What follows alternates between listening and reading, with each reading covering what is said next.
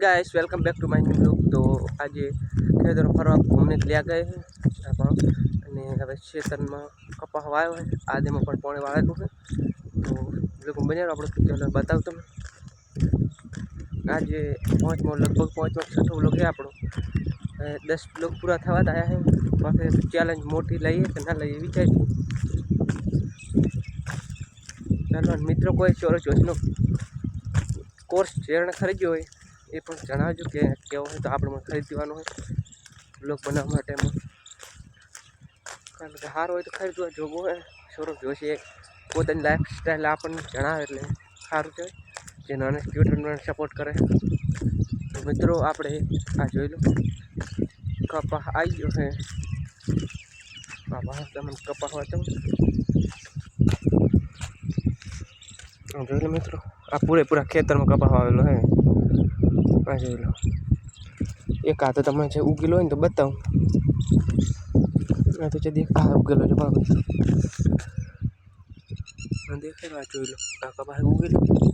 તમારાથી વધારે બતાવો તો તમે બ્લોગ બની રહ્યો હતી આગળ સારો સરસ ઉગેલો છે એ પણ તમને બતાવું આ જોઈ લો આદત પાણી વાળેલું છે આમાં આ દાદુ આ જોઈ લો મિત્રો જોઈ આજે પણ મિત્રો આ જોઈ લો જેવડો મોટો થઈ ગયો મિત્રો ઘણા 15 દિવસ છે કપાસને વાયાના કઈ લાંબો ટાઈમ છે ને આ જોઈ જો મસ્ત ઉગેલો પૂરે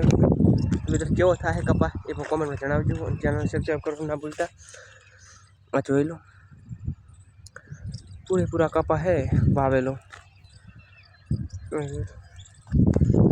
મિત્રો થોડું ડેલ હોય ને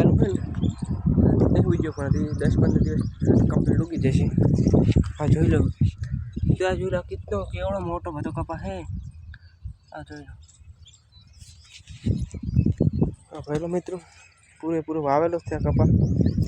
આખા ખેતરમાં વાવેલો છે આપણે કપા